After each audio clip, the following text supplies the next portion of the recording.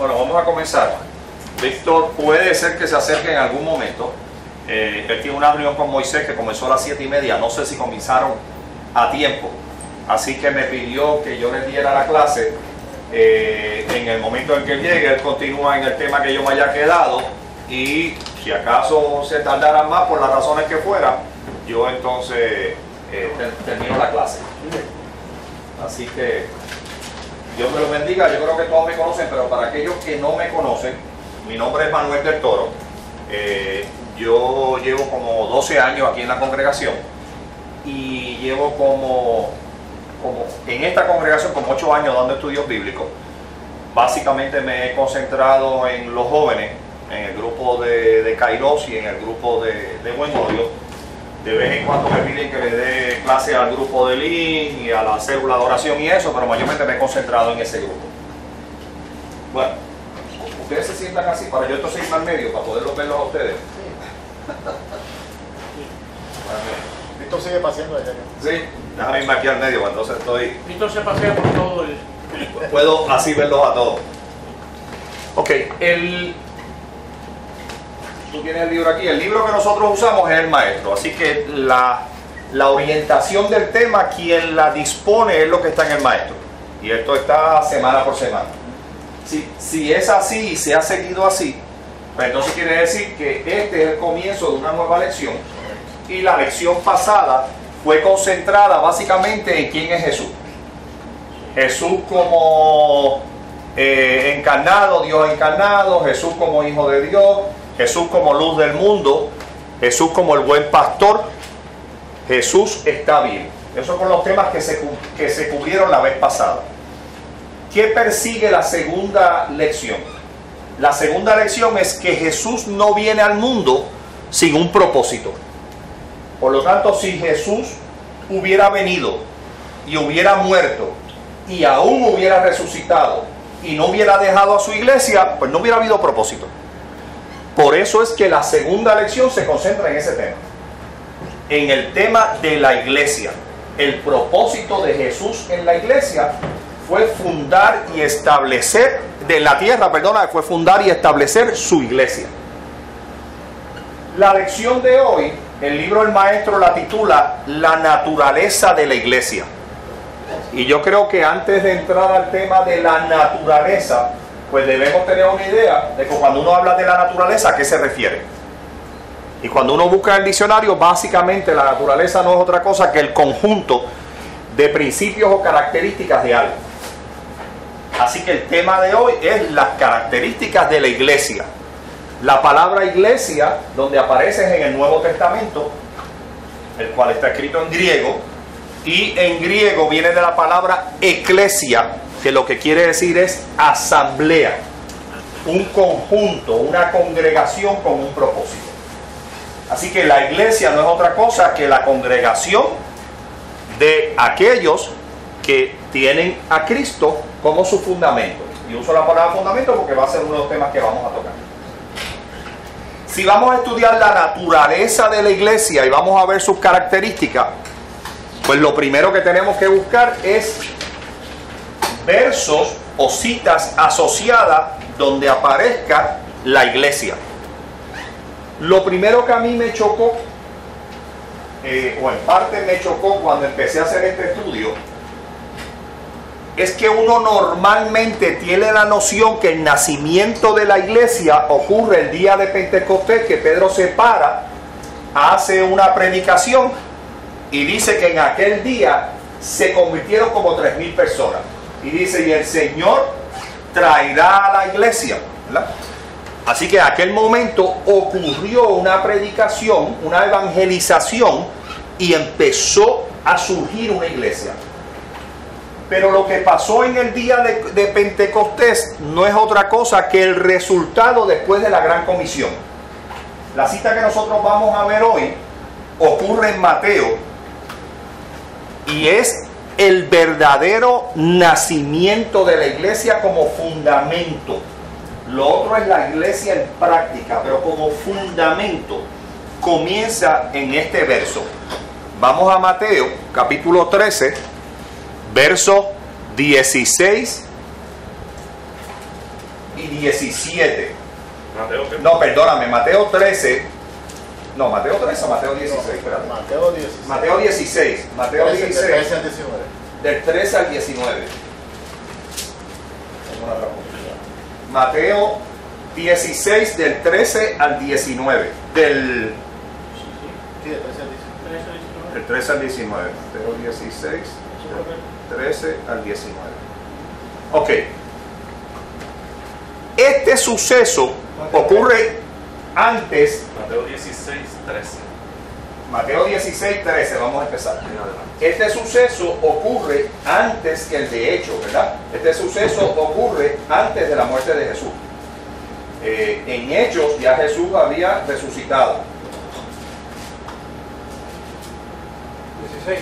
Ok, 16, él 13. dice, alguien que empiece con ese primer verso, 16, 13, cualquiera, aquí, el joven. Gracias, abuelo de joven. Viniendo Jesús a la región de Cesarea de Filipo, preguntó a sus discípulos diciendo: ¿Quién dicen los hombres que es el Hijo del Hombre? Ok, hasta ahí termina el 13, ¿verdad? Sí. Ok, vamos a dejarlo ahí. Cesarea de Filipo es una ciudad a varios kilómetros del mar de Galilea.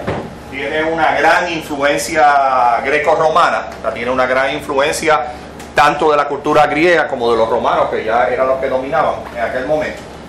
Y el nombre de Cesarea fue dado en honor al César, ¿verdad? Así que era considerado un dios pagano, ¿verdad? Así que estamos hablando de una ciudad donde hay mucho paganismo, donde está lleno de muchos templos, y donde hasta el nombre de la ciudad tiene una connotación pagana. Pero es ahí donde se está dando este evento. Y dice que le hizo una pregunta. Cuando vamos a leerlo, a mí me gusta primero, vamos a leerlo del 13, yo lo voy a leer del 13 al 18 al 19 para coger el contexto total y después lo vamos desmenuzando, porque si no nos perdemos un poquito. Vamos a coger el contexto total del pasaje y después lo desmenuzamos.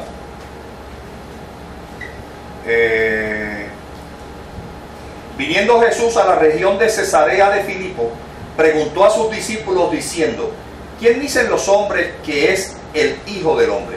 Ellos dijeron, unos Juan el Bautista, otros Elías y otros Jeremías, o alguno de los profetas. Él les dijo: ¿y vosotros?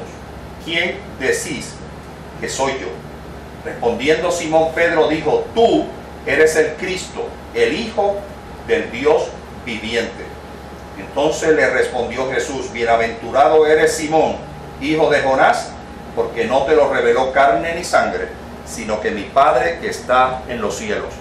Y yo también te digo que tú eres Pedro, y sobre esta roca edificaré mi iglesia, y las puertas del Hades no prevalecerán contra ella. Y a ti te daré las llaves del reino de los cielos, y todo lo que atares en la tierra será atado en los cielos, y todo lo que desatares en la tierra será desatado en los cielos. Ese es el momento que nosotros vamos a estudiar.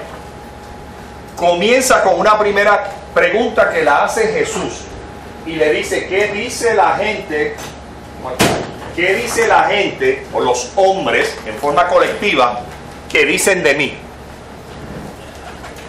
Y responde ellos: pues mira, unos dicen que eres Juan el Bautista, otros dicen que eres Elías, otros dicen que eres Jeremías. Eso es lo que dice la gente. Mira, de ahí lo que podemos sacar es que, bueno o malo, el conocimiento que tenían los apóstoles de lo que decía la gente, parece que la gente tenía a Jesús en alta estima. Eso no quiere decir que creyera en Jesús.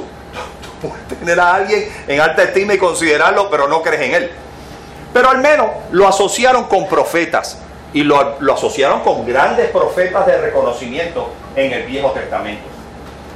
Oye, no vamos a discutir el hecho si entendían que eran profetas que habían reencarnado o si creían en la encarnación, o sea, eso no se toca, y es otro tema para cubrir dentro de ese pasaje. Pero lo que persigue aquí decir es que en aquel momento la mayoría de la gente, según los apóstoles, entendían que Jesús era un profeta más. y parece que un profeta de cierto nivel, de alta estima, por la comparación que hicieron paralela, ¿verdad? Entre Jeremías, que era muy respetado, Juan el Bautista, ni se diga, y Elías, ni se diga. Así que en ese sentido, eso era lo que parecía haber en el entorno en la época de Jesús, o al menos en el momento que ocurre este pasaje. Luego, en el próximo verso, se vira Jesús, después de esa contestación, sin responder nada, le dice: y ustedes, vosotros, quiere decir que soy yo. Y yo creo que aquí hay varios puntos que vale la pena señalar. El primer punto es: Jesús no hace nada en vano. ¿Ah? Dios no es banal, y Jesús menos. Jesús es un hombre de muy pocas palabras. Entonces, si hizo dos preguntas, debe haber un propósito, porque si no hubiera hecho una sola. Debe haber un propósito por la cual Dios hizo dos preguntas y las hace por separada, y debo pensar en ese momento que se paró. Y después que ellos contestaron, Juan el Bautista, Elías se quedó callado un rato, probablemente caminó un poco y le dijo: ¿y ahora ustedes? ¿Qué ustedes creen quién yo soy? O sea, hubo reflexión. O sea, hubo alguna razón por la cual él les preguntó por separado. Y miren la contestación. La contestación que da, ¿quién da la contestación? Pedro. Ahora, y él le dice: ¿y vosotros quién decís que soy yo? Y Pedro contesta. Y Pedro contesta y dice: ¿qué? Cualquiera. Tú eres Cristo, el Hijo de Dios viviente. Bien breve. Le dice: ¿tú sabes qué? Jesús, tú eres el Cristo, el Hijo del Dios viviente. Estamos diciendo que decir el Cristo, el Hijo de Dios viviente, lo que está diciendo: tú eres el Mesías, el que está esperando aquí todo el mundo, yo lo reconozco. La pregunta que debemos hacernos nosotros es: ¿contestó Pedro en su calidad personal o contestó de forma colectiva a nombre de todos los apóstoles? Uno del otro. Ni uno ni el otro. Fue revelado por Dios. Ok, no, está bien. Esa es la tercera parte que vamos a tocar. Esa la vamos a tocar, que fue revelado por Dios. Pero en la revelación que tuvo Dios en Pedro, y Pedro habló, ¿lo hizo en forma personal de él o sería la opinión de los apóstoles también? ¿Los apóstoles reconocerían que él era también el Cristo? Aparentemente no, pero no se atrevieron a decir. O no lo dijeron. Yo creo que Pudo haber personal, cualquiera por eso él otro contesta. haberlo dicho. Ok. La pregunta la hizo colectiva, que dicen los hombres de mí, que dicen vosotros de mí. Yo ¿Verdad? creo que ellos estaban con los hombres en ese sentido. Yo creo que estaban tan perdidos como estaban. Él espera una contestación colectiva, que probablemente Pedro pudo haber sido el representante de esa Él respuesta. preguntó: vosotros, ¿quién decís que soy? Y Pedro Y contestó: Pedro solo contestó: todos aparentemente. vosotros. Ok, vamos a Juan 6. Vayan al Evangelio según San Juan, capítulo 6, versos 68 y 69.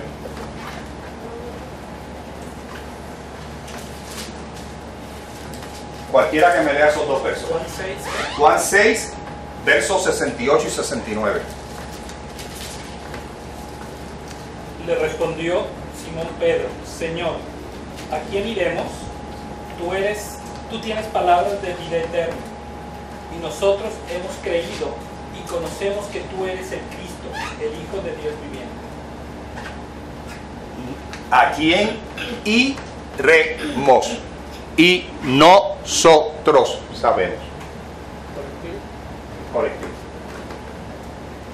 Y eso tiene mucha importancia en el estudio bíblico. Sí, pero posiblemente llegó ese conocimiento y llegaron a esa conciencia después que tuvieron la conversación anterior.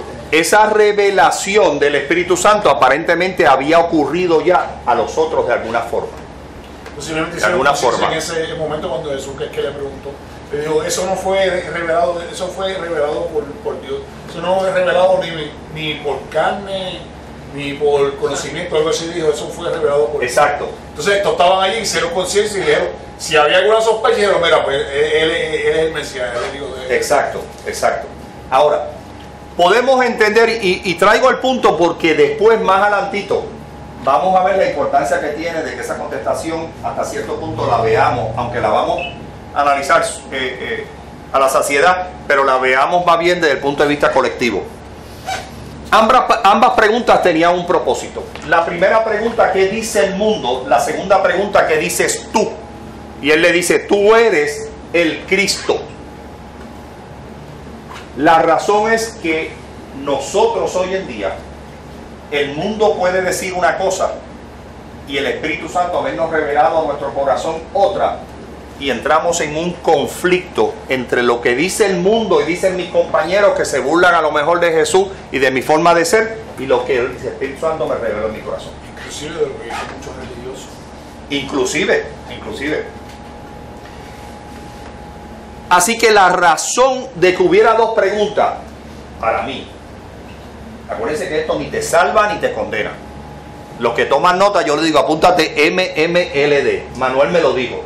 Esto no salva ni condena a nadie. Esto es un análisis que tú haces, tú reflexionas, ¿verdad? Y llegas a unas conclusiones que pueden estar correctas, como pueden estar algo incorrectas quizás, pero que tienen lógica, ¿verdad? Es lógica y especulación teológica.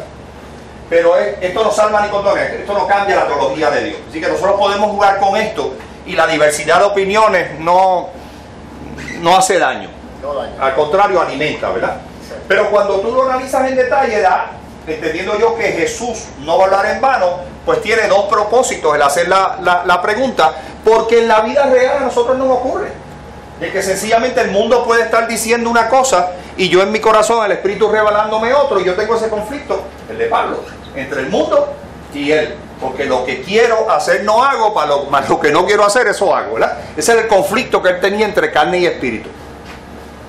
Así que yo creo que la pregunta sí tenía un propósito, el hacer las dos preguntas. Cuando él contesta y dice, tú eres el Cristo, yo creo que también podemos deducir de ahí de que Jesús quiere claramente establecer dos cosas. Primero, la salvación es individual. Olvídate de lo que diga la gente. La salvación es individual. Segundo, Dios se hace responsable de revelarle a cada uno en su corazón la verdad de Jesús. Por eso es que Él te hace responsable. Y si sencillamente no lo seguiste y te dice que vas a irte al infierno si no lo haces, pues quiere decir que Él se hizo responsable de revelarle al hombre la verdad de Jesús, de una forma u otra. Y de ello se me acaba de ocurrir ahora, pero Romanos creo que lo dice. En Romanos 1, creo que él dice, porque yo me le revelo, déjame una cosa.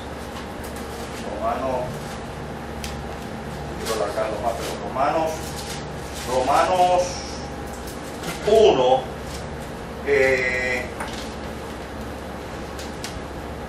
a ver si es esto. Porque no me avergüenzo la carne, porque poder de Dios para salvación a la Dios primeramente la tierra del cielo, porque la ira de Dios revela de Aquí está. Dice, porque la ira de Dios, en Romanos 1:18, porque la ira de Dios se revela desde el cielo contra toda impiedad e injusticia de los hombres que detienen con injusticia la verdad. Porque lo que de Dios se conoce les es manifiesto, pues Dios se lo manifiesta. Dios se hace responsable de manifestarte la verdad. Por lo tanto, ahora la salvación es individual. Tú no tienes excusa. De hecho, más adelante dice porque no tienes excusa. En Romanos, vienes aquí y te dice porque no tienes excusa, ¿verdad? Cuando empieza a hablar del juicio. No tienes excusa porque yo, Dios, te lo revelé. Y es cosa personal. Y olvídate de lo que diga el mundo. Así que ese es el segundo significado cuando hace esa segunda pregunta. Primero porque la opinión del mundo y la que Dios te revela no son las mismas. Segundo porque la salvación es individual y Él te va a pedir cuenta por eso a ti directamente. Y tercero, la tercera razón, entiendo yo, que es que Jesús quiere estar seguro de la fe y el conocimiento de la verdad que sus discípulos tienen antes de asignarle la gran comisión. Cuando yo me vaya y venga en la resurrección, y yo le diga ir por el mundo y predicar el evangelio a toda criatura, y el que creyere y fuere bautizado se salvará, mas el que no creyere se condenará. Está fuerte eso, lo que está diciendo. Así que tú vas a ir en una gran comisión, y eso es lo que yo espero de mi iglesia. Yo no espero de ti, yo lo espero de la iglesia. Pero si nosotros somos del cuerpo de Cristo y somos de la iglesia, nos toca a nosotros. Así que yo, Jesús, espero de la iglesia que ustedes vayan por el mundo a predicar el evangelio. Pero para yo estar seguro que lo que tú predicas es la verdad, yo primero te confronto y te pregunto, ¿tú la sabes? Y se la revelo. Así que ya prácticamente es lo que le pasó a la prueba final, el examen final a los apóstoles, y le dijo, están preparados. Yo no tengo problema, están listos. De hecho, es después que le revela que él lo van a matar y que va a resucitar, etcétera, etcétera. Todavía ni eso le ha revelado en este momento. Así que yo entiendo que eso es lo que está ocurriendo. Pero aún revelándose a la hora de la verdad, Pedro lo negó. no únicamente lo negó, sino que no le creyeron. Y fue que cuando se le presentó en el camino de Maús, que entonces ellos estaban desconsolados. Ellos, aunque oyeron, como que es que oyeron, y muchas veces a nosotros que nos pasa eso, no podemos juzgarlo.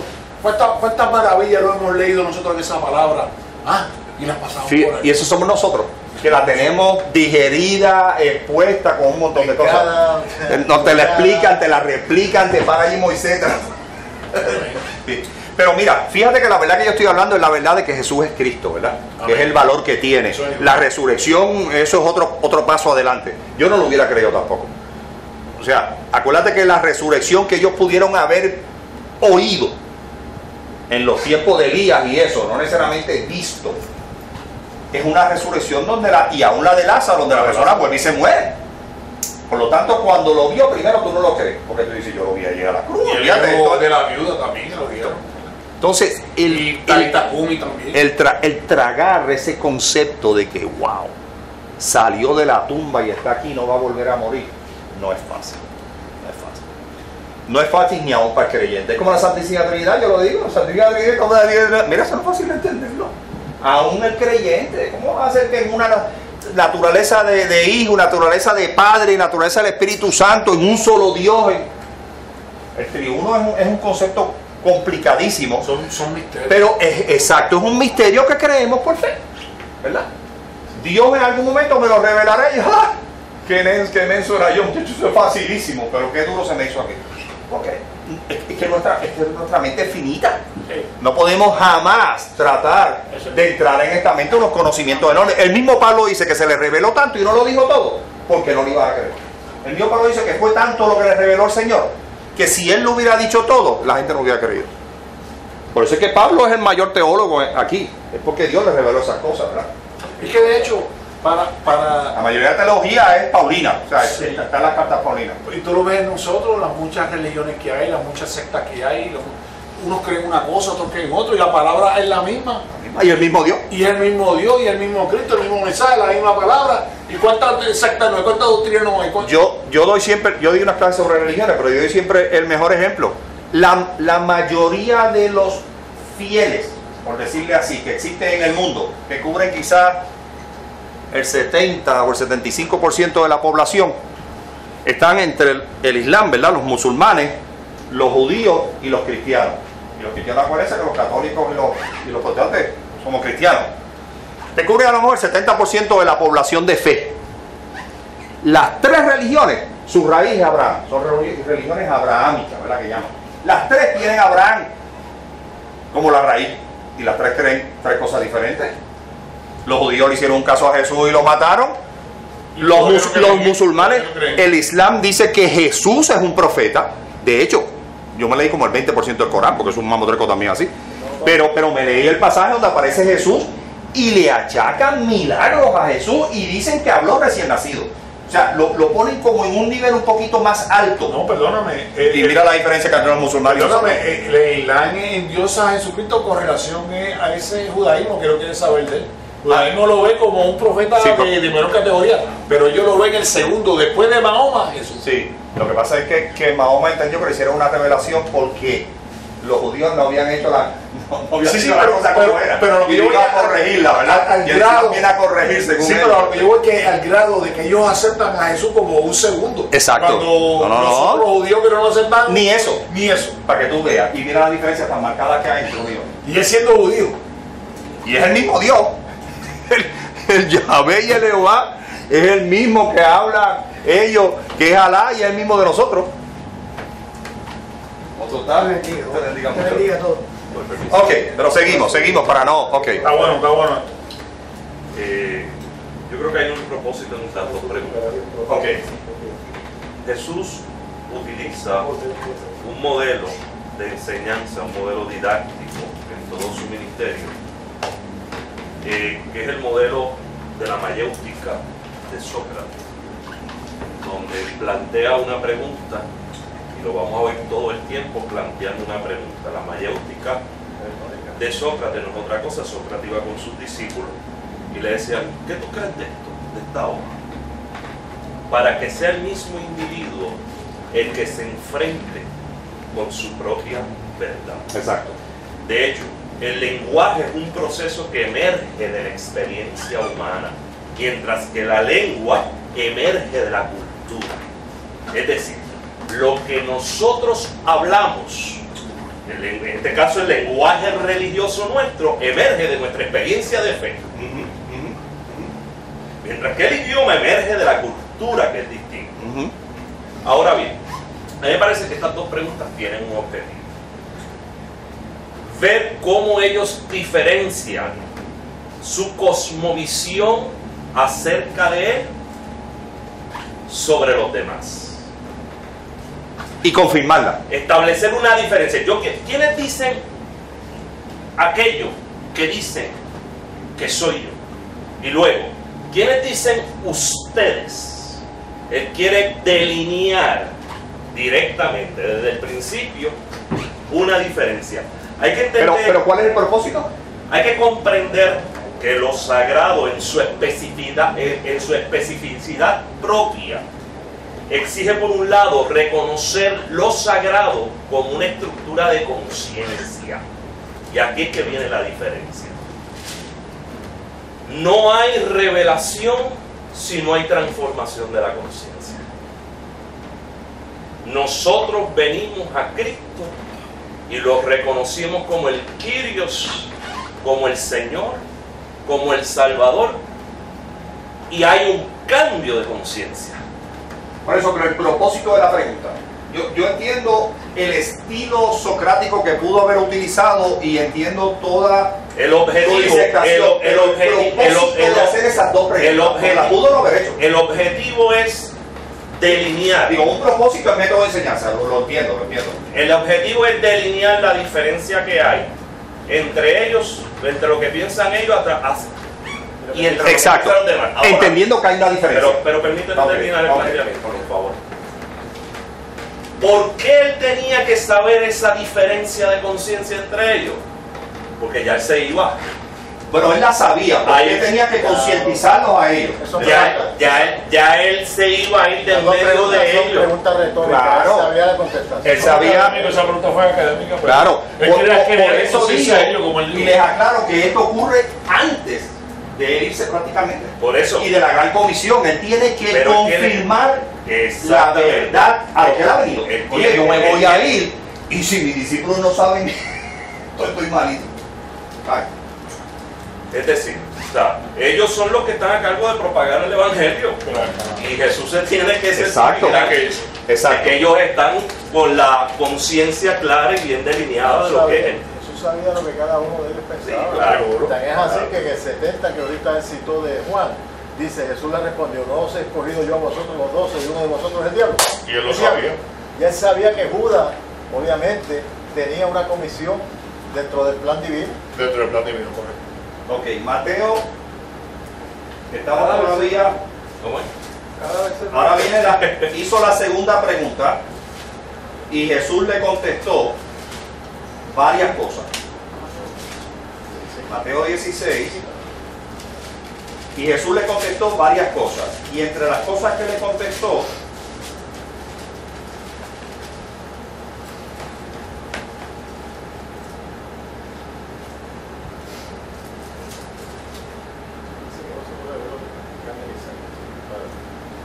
Ya hablamos de la revelación del Espíritu Santo. Eso quiere decir que por eso Dios te hace responsable. Es el Espíritu Santo quien te va a revelar en tu corazón la verdad de Jesús. Y entonces es que viene respondiendo Simón, le dijo todo eso y le dice: bienaventurado eres Simón, hijo de Jonás, porque no te lo reveló carne ni sangre, sino mi Padre que está en los cielos. Y aquí es que viene la parte fuerte. Dice: y yo también te digo que tú eres Pedro, y sobre esta roca edificaré mi iglesia. Esa es la esencia de esto que estamos estudiando, ¿verdad? Ese es el fundamento. Yo estoy diciendo, yo Jesús, estoy diciendo que yo voy a fundamentar mi iglesia sobre una roca. Que entendemos todos por todos los estudios, ¿verdad? Que la roca es Jesús, es Cristo, es Cristo. La naturaleza del surgimiento de la iglesia es... Ahora, esa es la cita más controversial. Correcto. Porque es la que utilizan los católicos, yo fui católico 34 años, para justificar el papado.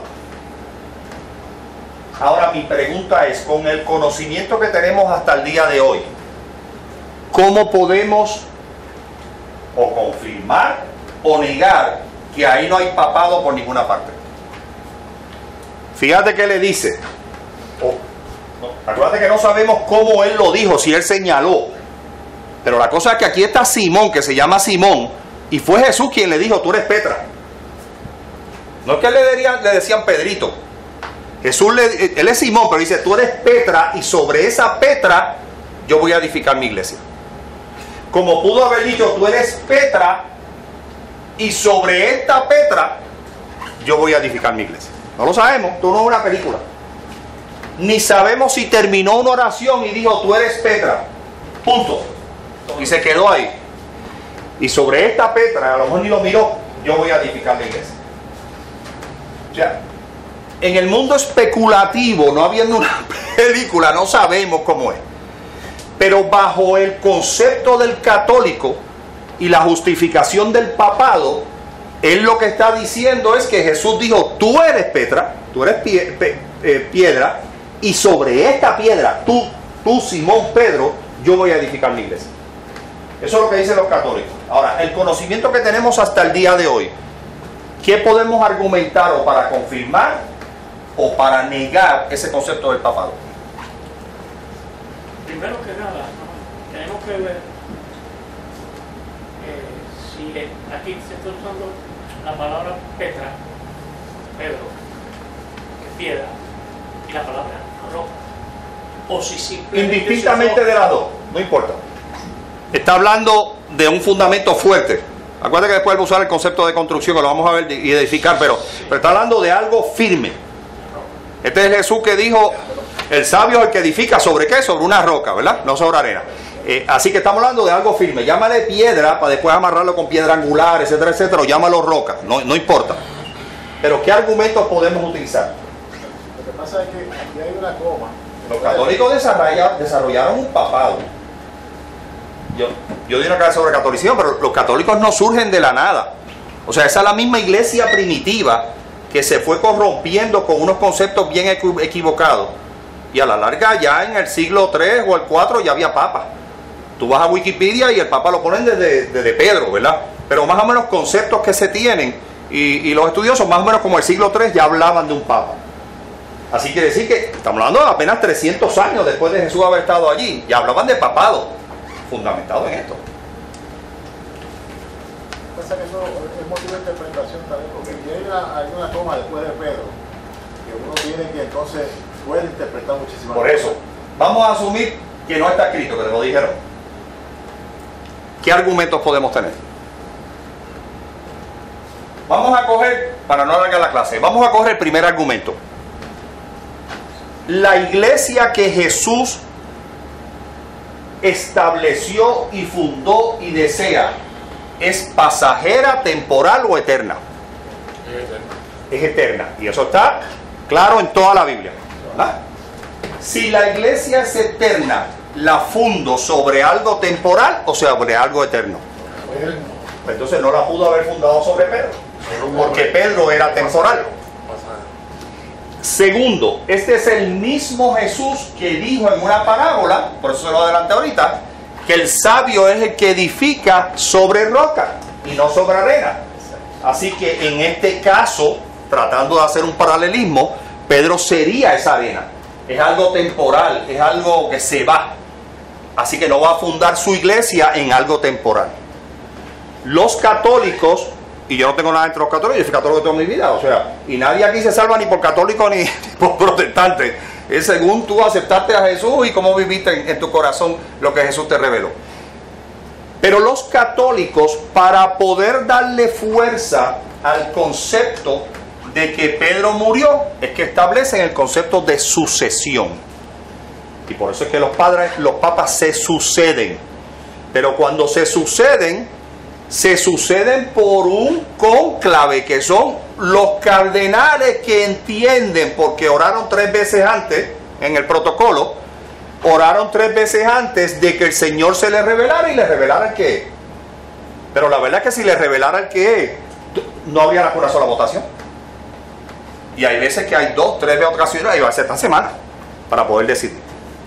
Así que el primer caso es, si Jesús va a fundar una iglesia eterna, no va a ser sobre algo temporal. Segundo, si este Jesús es el mismo que en una parábola dijo que el sabio es el que edifica sobre una roca, pues entonces es lo mismo se va a decir necio. Tercero, vamos a Pedro. Vamos a Pedro y vamos a buscar a Pedro. Pedro, estoy adelantando. Pedro, vamos a Primera de Pedro. Primera de Pedro, capítulo 2, versos 2 al 4. Primera de Pedro, capítulo 2, versos 2 al 4. Está casi en la últimas.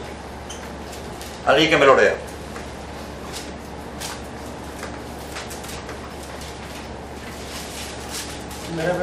Primera de Pedro, capítulo 2, versos del 2 al 4. Yo lo leo. Tú lo tienes, léemelo por favor, cosa. Dice, desead como niños recién nacidos la leche espiritual, no adulterada. No, perdóname. Primera de Pedro. Primera de Pedro, lo tengo mal. Capítulo 2. Sí.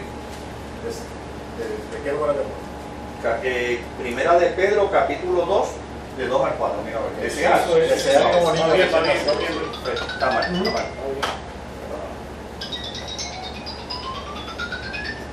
Que yo pasé esto con unas notas a mano, que lo hace maquinilla. O será la 4, que será acercados a él, piedra viva. Vino un poquito antes, a ver. Yo creo que lo traje las notas. Bueno, pero de todas maneras, Primera de Pedro es la que dice que Jesús es piedra angular. Y lo dice Pedro. Sí, esa misma, el 6. El 6. Por ahí dice, por lo cual también contiene la escritura, aquí pongo mención la principal piedra del ángulo. Ok. Fíjate que Pedro mismo, tengo que buscar la nota cuando lo pasé, que fue lo que dice. Fíjense que Pedro mismo está diciendo, mire, la roca no soy yo. Jesús es la piedra angular. Es Jesús, Pedro mismo. Así que si Pedro mismo dice, yo no soy la roca que es Jesús, si Jesús no va a fundar su iglesia sobre algo temporal, sino sobre algo eterno, pues entonces ese argumento bíblicamente se le cae a los católicos. No hay forma. Y de la única forma que ellos sostienen el papado es estableciendo una sucesión. Y se reúnen y votan. Pero como la iglesia de Jesús va a estar fundamentada en eso. Ahora, ¿cómo se define la iglesia? Como todo aquel que aceptó a Jesús como su Salvador y creyó en el sacrificio de la cruz y creyó que a través de él nuestros pecados son perdonados. Y si yo lo acepto, recibo el Espíritu Santo, independientemente de si tú crees en el Papa o no, estás incluido en la iglesia. Ahora yo lo que voy a virarme es y decir, por sus frutos los conoceréis. Si me da fruto de arrepentimiento, si me da fruto de fe, si obra y testimonia como un hijo de Dios, yo no tengo problema. Digo, no tengo problema en términos generales, estoy hablando. Por eso es que tenemos cuidado. Cuando a veces, chacho, esta gente cree en María y cree en el Papa, todos para el infierno. No, cuidado cuántos pentecostales no hay, cuántos católicos no aparezcan en el cielo. Porque la religión no salva. La religión no salva ni... es lo que tú creíste y la verdad que tú creíste en tu corazón. Y si ya yo acepté a Jesús y yo testimonio en mi conducta que yo creo en Jesús y que yo imito a Jesús y yo creí en su sacrificio y tengo el Espíritu Santo, yo me voy salvo, no tengo problema. Pero ese pasaje se trae pura casualidad, se trajo porque está en el fundamento de la iglesia, pero es un pasaje muy controversial y la verdad es que quise que lo digiriéramos un poco porque te pueden traer muchos argumentos. Digo, para aquellos que dan clases, te pueden traer varios argumentos. Y el de argumentos es ese. Sencillamente, no importa, Jesús lo dijo. Jesús dijo que eres tú y hasta le cambió el nombre. Le dijo, Simón, tú eres Pedro. Tú eres piedra. Eso no. Pedro estaba consciente de eso. Claro, porque Pedro después dice, no, la piedra angular eres tú. Pedro estaba consciente de eso porque cuando fue a visitar a Cornelio, Cornelio se encontró ante él y él le dijo, no lo haga. Exacto. Estaba consciente de Exacto.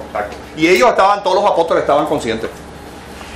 Pero quizá porque está todo tan, que si lo tomas muy literal, pero si no lo digieres un poco, lo tomas muy literal, pues se presta para este argumento de la Iglesia Católica. Dime. Sí, haciendo un poquito de historia, el Pedro de antes del bautismo del Espíritu Santo, día de Pentecostés, ¿verdad? Es un Pedro totalmente diferente antes y después. Oh, sí, totalmente. Y todos ellos. Y es lo que se espera de nosotros, que seamos, que de alguna forma demos testimonio diferente desde el momento que nos convertimos hasta años después, porque sí, pero únicamente hemos crecido. Sino cuando recibe el bautismo del Espíritu Santo. Sí. No, definitivamente. Porque es por etapas. O sea, cuando uno viene a Dios, ¿verdad? Uno es como un niño, uno nace, es un nacimiento. Pero ese nacimiento tiene que tener un desarrollo. Exacto. Entonces, parte del desarrollo es el bautismo del Espíritu Santo. Y entonces, la culminación es ser uno con Él y ser resucitado con Él. Eso es la culminación. eso espera. Pero es un proceso. Hay una parte que se me quedó. Ah, sí, en ese mismo. Fíjense que en ese 17, él empieza diciendo, bienaventurado eres. Así que en ese pasaje hay primero la confesión, ¿verdad? De que Pedro dijo, tú eres el Cristo. Hay una revelación, donde hay la revelación del Espíritu Santo a su corazón, de que Jesús es el Cristo. Y 3, hay una bienaventuranza. Jesús le dice, bienaventurado eres porque reconociste a través del Espíritu Santo que yo soy el Hijo. Yo creo que esto tiene mucho de uno personalmente caminar con Dios, caminar con el Espíritu Santo, de una relación personal con Él, cultivarla. Amén. Yo no puedo coger pon contigo. Exacto. ¿Sabes? No es válido. ¿Entiendes? Tiene que ser en mi experiencia. Yo no puedo decir lo que me dijo el maestro, lo que me dijo el profesor. No, yo tengo que escalar con Tienes que vivirlo y sentirlo. Tengo que vivirlo, tengo que sentirlo, ¿verdad? Es como, digamos, cuando uno se chupa pues una china, ¿verdad? Yo tengo que saber a lo que sabe. Nadie puede decir lo que es hasta que no lo puede decir prueba. a mí un montón de palabras y cosas que sabe, que si es amarga, que si es dulce, que si tiene gajito. Tú me estás diciendo nada con eso. Por eso el Evangelio hay que vivirlo. Hay Hay que vivirlo. Primero porque tú no le vas a pasar a otro lo que no has vivido. Pero nosotros... Y segundo, sé no lo por vas a qué, poder convencer porque no lo has vivido. Pero no sé por qué nosotros, en términos generales, y me voy a incluir yo también, queremos coger pon con nuestros pastores, con nuestros líderes religiosos. Pasa. ¿Ah? Y La linda. traspasamos algunas de nuestras responsabilidades a ellos. Por eso... Eso si pasa. sale algo mal, no, eso fue el profe. Él fue quien me lo dijo. Dios me dice escudriñar la escritura, pues yo no la escudriño, pero eso fue lo que dijo José. Por eso fue lo que dijo Manuel. MMLD, Manuel me lo dijo. Por eso. Por eso yo aclaro. Cuando es teología, yo digo teología. Cuando es comentario mío, y no tengo problema. Pero esto tiene mucho de relación con él. Sí. Y a medida que uno se va relacionando, él te va revelando cosas. Entonces, a lo mejor, en ese mismo amor, en esa misma unión, entonces yo puedo a lo mejor comprender lo que tú me estás diciendo. Porque ya tú pasaste amor por eso. Pero bueno, te digo, yo no puedo coger pon contigo, ni puedo coger pon con Moisés, ni puedo coger pon con Pedro, ni puedo... Eso es, cada uno tiene que buscar lo suyo. no quiero dejar pasar por alto lo de la bienaventuranza, porque yo creo que ahí se puede hacer una reflexión muy bonita e interesante. Yo escribí aquí: Pedro y todos los que confiesan a Jesús como el Cristo y Salvador son bienaventurados. Eso en breves palabras es lo que está diciendo Jesús. Bienaventurado eres, Simón, ¿verdad? Así que si a mí el Espíritu Santo me lo reveló y yo tengo el Espíritu Santo dentro de mí, yo también soy bienaventurado. ¿Qué es bienaventurado? Feliz eres. Está lleno de bienes, feliz eres. Yo creo que va mucho más allá. Es lo que quiere. Bueno, no, si lo Dicha. miras desde el punto de vista de la bienaventuranza, pero es una dicha, es una dicha grande, una felicidad grande. Que va más allá de la fe. No, y que te la diga Jesús para completar. O sea, está hablando de una bienaventuranza a nivel espiritual. Sí, porque que nosotros queremos como racionalizarlo todo. Nosotros queremos intelectualizarlo todo. Pero hay una dimensión, que es la dimensión espiritual, Amén. que trasciende Sí. la razón Sí. humana, que es finita, que es muy limitada. Pero mira lo que uno de los comentaristas dice. No lo hice, es larguísimo, era un párrafo, yo sencillamente lo hice en una oración, así que es mi escritura. Los cristianos somos dichosos porque lo que Dios declara bienaventurado jamás dejará de serlo. Si Jesús te dice tú eres bienaventurado, bienaventurado eres, punto. Podemos tener nuestras altas y nuestros bajas y nuestros problemas, pero bienaventurado eres. Esa bienaventuranza nadie te la va a arrebatar. Dice él, y hace mucho Inclusive la sentido. salvación, Que más adelante tengan que meter tu fuerza. inclusive la salvación, no se pierde la salvación. No sé. Yo no quiero, acuérdense que yo no quiero entrar. Hay que estudiar el calvinismo, hay que estudiar muchas cosas, pero yo personalmente soy de los que creo que tú no pierdes la salvación. Yo podré, es más, yo te puedo dar testimonio. Yo soy diácono, ¿verdad? Y los diáconos nos toca cada cierto tiempo, cuando alguien se convierte en la iglesia, vamos a un cuartito allá, oramos por ellos, le tomamos una información, los orientamos, oramos por ellos, si tienen alguna petición y nada. A mí me dio un día por preguntar cuántos de los que, porque entraban al cuartito allí, entraban 4 y todo el mundo les hablaba como si fueran, acabó de convertirse. Y rápido la Biblia, que si ve acá, ¿cuántos de ustedes aquí están reconciliados? Ustedes estuvieron con el Señor antes y ustedes se reconciliaron. El 50%. Y yo llevo años haciendo esa pregunta. Más del 50% que alzan la mano ahí en los cultos son reconciliados. Ahora imagínate si Dios está y toca, y toca, y toca, y tú te alejas de los caminos del Señor y Dios sigue ahí, el Espíritu Santo sigue ahí redarguyéndote y vuelve y te trae.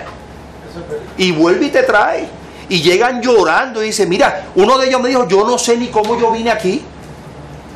Honestamente, yo pasé por ahí, dijo, ya me había hablado de esto y que si yo vine y me presenté aquí.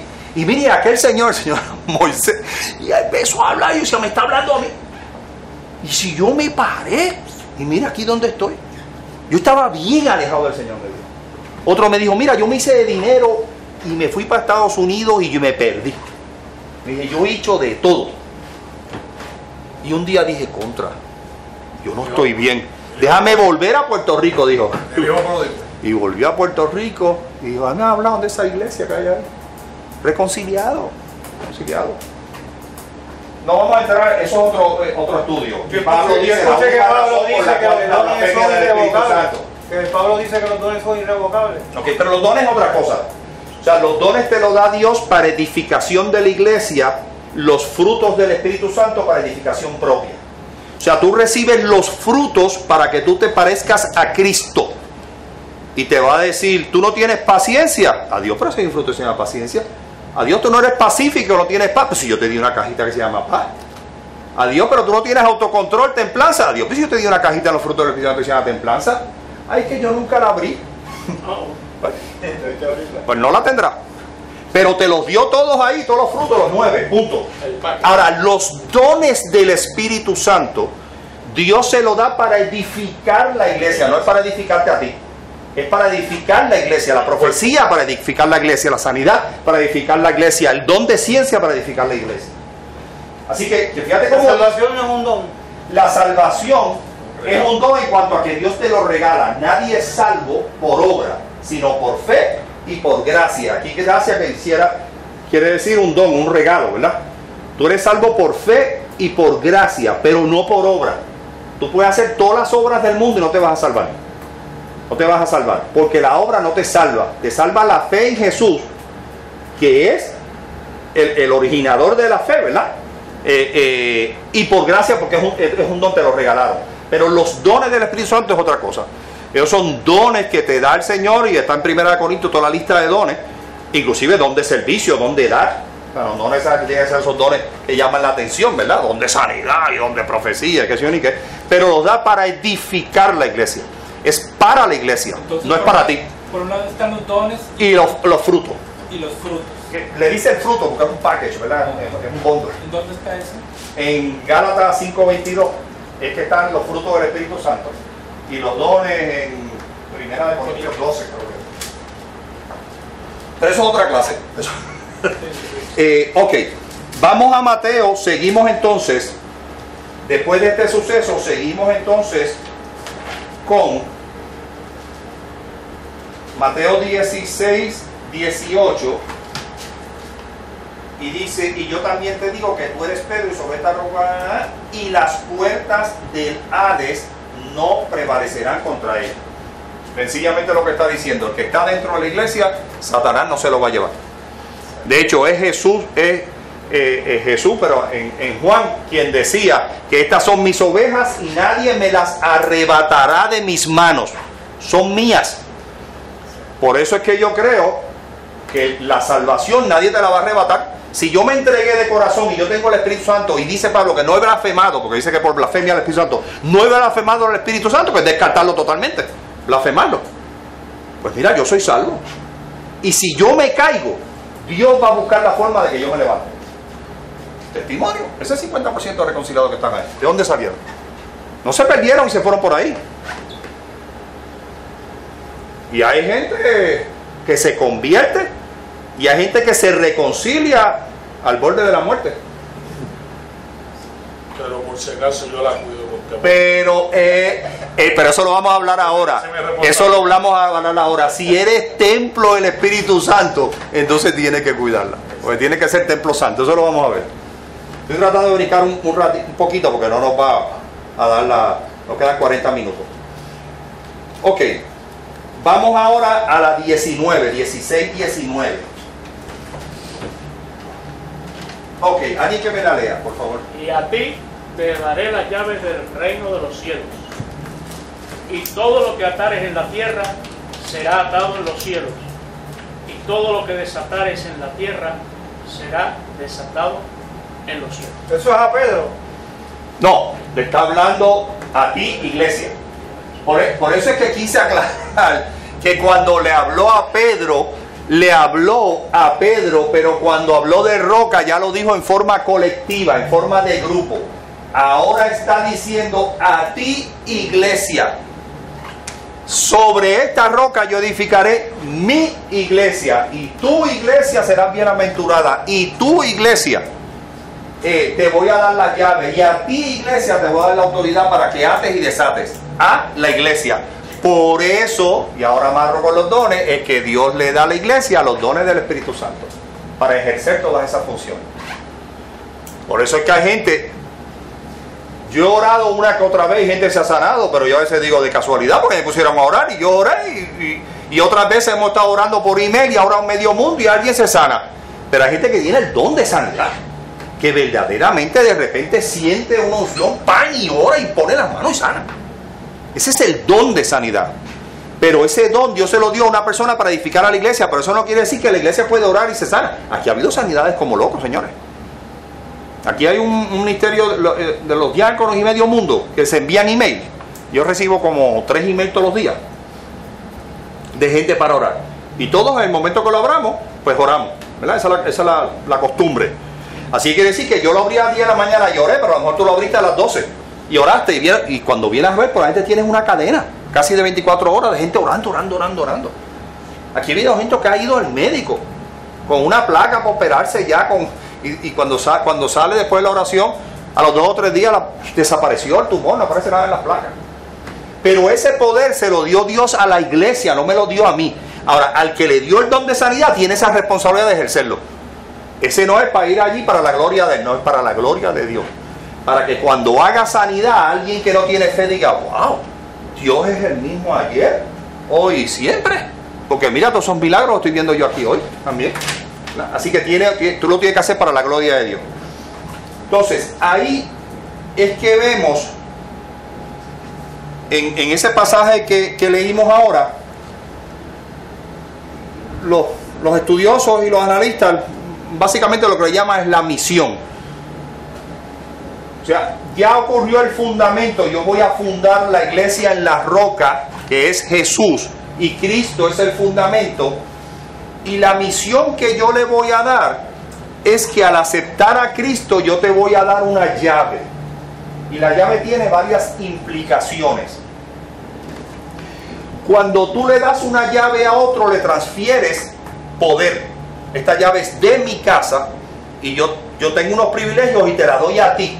Eso es lo primero. Así que hay una transferencia de autoridad y de responsabilidad que Jesús traspasa a su iglesia. Primer significado. Segundo significado, que la llave es lo que abre la puerta. ¿La puerta de qué? Del reino de los cielos. Yo siempre he dicho, así que ustedes me excusan a veces, llegó el profe, ustedes me excusan a veces porque yo estoy acostumbrado a darle clases a jóvenes de 16 hasta 30 años y a veces soy un poquito simplista para que lo entiendan. Pero yo trato de explicarle de una forma sencilla que cuando todos nacen salvos. Usted es puro como niño, usted nace salvo. Y es como si usted hubiera nacido con una llave en la mano. En el momento que usted pecó, vino Satanás y hizo así, ¡jan! Y le arrebató la llave. Y usted se quedó sin llave. Ahora imagínense aquí que la iglesia le está dando la llave. Usted tiene la llave de la salvación. A mí me la dio, pero yo no me la voy a guillar. Yo tengo que evangelizar. Yo tengo que, ¿verdad? En qué Dios, qué ministerio me dio para yo, y yo paso esa llave. Yo no puedo salvar a nadie. Le saco copia. Sí, bueno, sí, yo no puedo salvar a nadie, pero yo puedo darte la llave para que tú te salves. Yo no soy capaz de salvarte, pero te digo, ¿tú sabes qué? La llave que a mí me dieron, que me habló de Cristo, yo te la voy a dar a ti. El Espíritu Santo te va a revelar y tú te vas a salvar también. Y tú vas a coger esa llave y la vas a pasar, la vas a pasar. O sea, Pedro no dio ninguna llave del cielo. No. Acuérdense que Pedro ahí simbólicamente, y vuelvo y repito, no es en forma personal, en forma colectiva, es la iglesia. No es que a Pedro le dieron las llaves y Pedro nada más las tenía. Aquí no está pasando la llave, aquí está pasando otra cosa.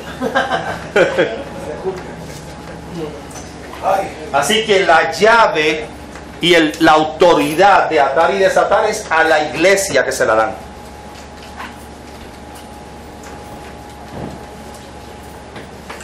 Tengo un comentario. ¿Seguro? Con una pregunta más. Un comentario. Yo le paso la llave aquí al profe, ya llegó. Ya él sabe que ese es el tema, ya. Ya él sabe dónde. Bueno, falta como 40 minutos. Lo más importante, Manuel, es la salvación de la alma. Lo más importante es la salvación de la vida. Y para eso está hecho la iglesia. Esa es la función principal. Sí. Fíjense. O sea, no es entretenernos, no es un club, ¿verdad? No, ok. Vamos quizás a explicarlo otro un poquito. La iglesia es el cuerpo, la comunidad y la congregación de los hijos de Dios que tienen el Espíritu Santo. Eso forma la iglesia. Somos tú y yo, eso. Ahora, dentro de eso, o sea, ya yo entré en el primer día que yo me convertí de corazón y recibí el Espíritu Santo, yo entré a la iglesia. Y ya yo sé que las puertas del infierno no van a prevalecer porque están sobre él. Ahora, en el momento que yo entro a la iglesia, yo tengo varias funciones. Primero, Dios te pone el fruto del Espíritu Santo, las 9 cajitas que hablamos ahorita, para yo edificarme, para parecerme a ese Cristo, para testimoniar a Cristo, para imitar a Cristo, en la paz, en la paciencia, en la templanza, etcétera, etcétera. Y por otro lado, le da a la iglesia, inclusive a ti uno, a ti otro, lo que fuera, los dones del Espíritu Santo para edificar a la iglesia. Pero esa iglesia tiene una misión que cumplir. Y la misión principal es que evangelizar para esa llave y yo irla traspasando a todos para que todos tengan la oportunidad de ser salvos, ¿verdad? Esa es una, ¿verdad? Y Jesús te pasó autoridad de atar y desatar, una autoridad que tiene la iglesia. Así que la iglesia, y si la miras desde el punto bien sofisticado, pues tú puedes decir, pues mira, lo primero es que tú está, cuando tú le llevas el evangelio y una persona acepta a Jesús como su salvador, lo estás liberando, lo estás desatando, estaba atado al pecado, ahora está totalmente desatado, ¿verdad? Hay que cuando ora digo lo ato y lo desato, pero esos son otros 20 pesos. Pero lo que está diciendo es la iglesia tiene esa potestad, esa autoridad que Jesús le transfiere para atar y desatar, siempre y cuando tú pidas, dice, en el nombre del Señor, tú ores, donde haya dos o más reunidos, pero tú no vas a orar a lo que no está en la voluntad de Dios. Si está en la voluntad de Dios, va a ocurrir. Conforme a la voluntad de Dios. Fíjate que la Biblia tiene muchas formas de decir lo mismo, pero de diferentes formas. Cuando se habla de la iglesia, pues se habla de ese plan de Dios, que ese instrumento que Dios utiliza para transmitirle el mensaje de salvación a los hombres. Él pudo haber usado ángeles.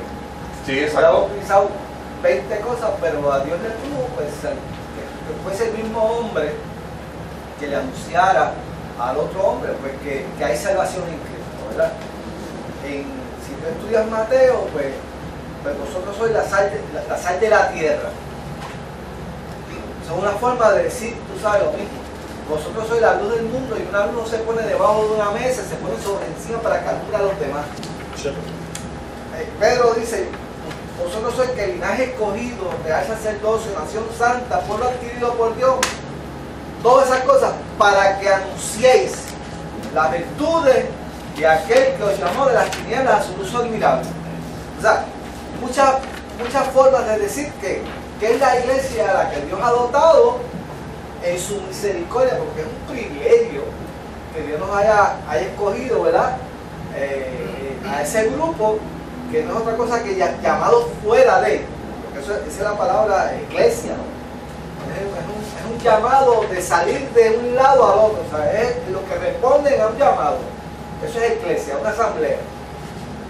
Pues eso mismo, o sea, Dios forma este organismo que no es otra cosa que, como dice el estudio, el cuerpo de Cristo. O sea, la iglesia es el cuerpo de Cristo en la tierra. O sea, es la que lleva la voluntad de Dios, es lo que el ser humano ve, lo que el ser humano puede palpar de Cristo, pues es la iglesia es el cuerpo de Cristo, es el organismo vivo de Cristo aquí en la tierra, ¿entiendes? O sea, el ser humano va a ver a Cristo a través de la iglesia, por eso que la iglesia tiene que ser una iglesia, o sea, que comportarse a la imagen de Cristo. Y nosotros pues tenemos que, obviamente no es que seamos perfectos, no es que no cometamos errores, porque la iglesia comete errores a través de los siglos. Hemos visto que la iglesia ha cometido errores. Pero dice, pero las puertas del infierno no prevalecerán. O sea, a pesar de que la iglesia ha cometido errores, porque está formada de seres humanos, pecadores como tú y como yo, que somos lavados en la sangre de Cristo, pero tenemos esa debilidad humana, ¿entiendes? Pero aún así, hay una garantía de que las puertas del infierno no van a prevalecer contra la iglesia. Y a través de la historia tú has visto que han habido ataques sobre ataques, pero siempre ha permanecido ese organismo vivo de Cristo aquí en la tierra, ¿entiendes? Y desde el principio, ¿sabes? Eso no, mucha gente dice que la iglesia se formó en Pentecostés. La iglesia está desde el principio de la creación. Sí. Desde el primer persona que creyó en Dios, ya se está conformando a la iglesia. O sea, que se le llamó iglesia después, pues, pero siempre ha habido un remanente que ha servido a Dios. ¿Entiendes? Abre sus labios y proclama las maravillas de Dios. En mi humilde opinión, y yo creo que esa es la ventaja inicial que tuvieron los judíos, porque creyeron en un solo Dios, el monoteísmo, que era en ese sentido son iglesias, sí, porque fueron llamados, fue una nación que fue llamada afuera para que fuese que luz a las demás naciones que no llevaron a cabo algunos, porque sí, siempre hubo un remanente que sí que hizo la voluntad de Dios, ¿entiendes? Pero fue una nación llamada afuera de la demás, escogida por Dios, ¿entiendes? De hecho, uno de los símbolos que utiliza la Biblia para referirse a la iglesia es la esposa. La esposa del esposo, ¿verdad? Sí. Pues Israel se conocía como la esposa de Jehová. Esa relación íntima que hay. Como no nos queda mucho tiempo, nos quedan ahora las metáforas. Vamos a cubrirla y yo creo que es interesante porque ahora mismo tú mencionaste uno o dos, así que la más conocida es el cuerpo de Cristo, ¿verdad?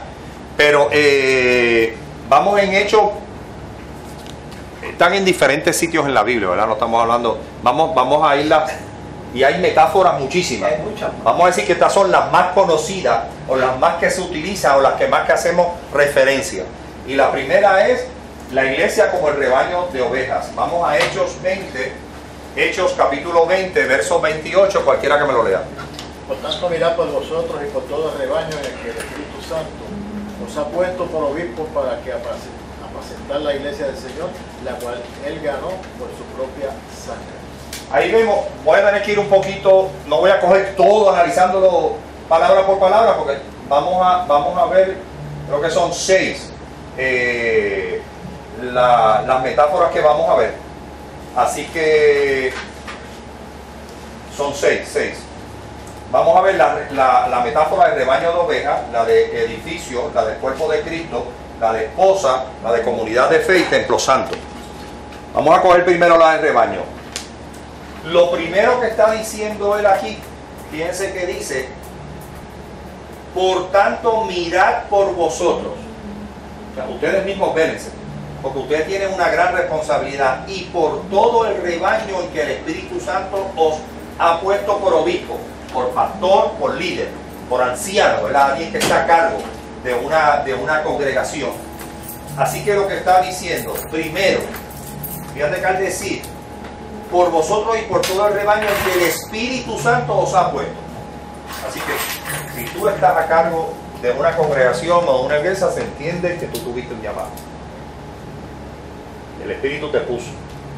Y eso lo digo porque está la iglesita por ahí, que el tipo dijo: yo quiero hacer una iglesia, y yo voy, nadie me hizo un llamado, Dios no lo llamó, Dios no le dijo nada, pero fundó su iglesia allá. Y entonces después vienen todos los percances y todos los problemas que hay, y después nos asocian con ellos. A veces era un pastor también. No. Ese pastor probablemente ni dentro de la iglesia estaba, yo no lo sé. Pero así que es un llamado. El pastorado es un llamado. Si tú eres líder con una responsabilidad, es un llamado, y Dios te va a preparar, te va a dar ese ministerio, te va a preparar, etcétera, etcétera. Eso no es: yo soy buenísimo pero yo fui por pura casualidad, porque yo me convertí hace 27 años y siempre me han puesto a dar estudios bíblicos. Yo nunca he querido hacerlo, pero yo cuando me convertí decía: wow, yo estaba en venta toda mi vida y yo convenzo a la gente para que pague por comprar las cosas. ¿Por qué no las puedo convencer de gratis para que compre la palabra de Dios, verdad? Y no tiene que pagar nada. Y siempre tuve eso. Y de repente un día el pastor me dijo: ¿tú sabes qué? Yo quiero que me dé unas cuñas de 10 minutos en la iglesia sobre reflexión. Y después me dijo: ¿tú sabes qué? Yo quiero que me den un estudio bíblico. ¿Sabes? Y vine aquí y me escondí. Yo dije: esta iglesia es grande, nadie me conoce. Y de repente vino el estado y: ¿tú sabes qué? A mí me gustaría que tú le dieras clase a los jóvenes. Y llevo 10 años dándole clase a los jóvenes. Los jóvenes pasaron a Cairo y pasaron. Y me siguen y siguen. Pues de alguna forma, aunque yo no oí esa voz que Dios me dijo: Manuel, te quiero, yo he entendido por las cosas que me han ocurrido y lo que ha sucedido, que Dios me dio ese llamado, ¿verdad? Pues lo tengo que coger con mucha seriedad, me tengo que preparar, yo tengo que velar. Y lo que está diciendo es: mira, tú vela, tú prepárate, porque la responsabilidad que tú tienes como parte de la iglesia o pastorado de la iglesia se pagó con sangre. Se pagó un precio bien grande para que tú la menosprecies. Se pagó un precio muy grande para que tú sencillamente la trates con negligencia. Se pagó un precio bien grande para que tú sencillamente enseñes lo que tú creas y no te preocupes de hacer las cosas conforme a la voluntad de Dios. Alguien pagó, Jesús, un precio muy grande. Y a veces cuando nosotros estamos conscientes de ese precio tan grande que se ha pagado por la iglesia para darnos la salvación, tú dices: wow, esto hay que cogerlo. Esto hay que cogerlo. Uno de los que yo soy de Juan, que lo estudiamos la vida pasada, era: yo soy el buen pastor, y el buen pastor su vida da por las ovejas. O sea que esa metáfora es Cristo es el buen pastor, y eso le pega. Ese es su rebaño. De hecho, iba a leer el Salmo 100, porque el Salmo 100 es hermoso. Pero mira lo que dice: cantad alegre a Dios, habitantes de toda la tierra. Servid a Jehová con alegría, venid ante su presencia con regocijo. reconocer que Jehová es Dios. Fíjate la iglesia, Él nos hizo y no nosotros a nosotros mismos. Pueblo suyo somos y ovejas de su prado. Y entrar por sus puertas con acción de gracia. Fíjate que todo el Salmo da la connotación de ese rebaño que está entrando por las puertas, ¿verdad? Porque Él dice, yo soy la puerta de las ovejas, ¿verdad? Y en el que por mí entrare, ¿qué pasó? Entrará y hallará pasto. O sea, la iglesia como pueblo de Dios que sigue al buen pastor, que conoce su voz y la oye, le escucha y le sigue, pues lo que hace la iglesia es someterse a la voz del pastor. O sea, sigue al buen pastor y va a recibir qué bendición. O sea, pero fíjate la metáfora, ¿verdad? Esa relación íntima de pastor-oveja, que él conoce cada oveja. Y la oveja, que es un animal vulnerable, que es un animal que el Es lobo se la puede llevar, o sea, el pastor tiene una responsabilidad enorme, enorme. Y esa representación indica, ¿verdad? Pues la dependencia que tenemos nosotros de Cristo, ¿verdad? Ser el centro, ¿verdad? Por eso es que cuando Jesús le pregunta a los discípulos, ¿y ustedes quiénes creen que yo soy? Eso es el fundamento. Porque es el que tenemos que ser. No, y que a veces uno dice, bueno, yo me convertí en eso, pero no me congrego, ¿verdad? Uy, y tú eres parte de la iglesia, ¿cómo es posible que tu espíritu rechace, ¿verdad? Al congregarse. Tú naciste, tiene que haber esa relación de ahí. El Espíritu te va a decir, vete y congrégate, estate en la iglesia, ¿verdad? Y lo otro que dice es que apacentar el rebaño, ¿verdad? Así que la responsabilidad, por supuesto, es dar alimento espiritual a esas ovejas, y eso envuelve varias responsabilidades como iglesia, ¿verdad? Dar las clases que se dan aquí, las predicaciones que se dan, la responsabilidad de nosotros de aprender y escudriñar las escrituras, todas esas son responsabilidades que tiene el pastor para apacentar el rebaño, y que es lo que va a hacer que se edifique esa iglesia. La segunda metáfora que presenta la encontramos en 1 de Corintios 3:9, capítulo 3, verso 9,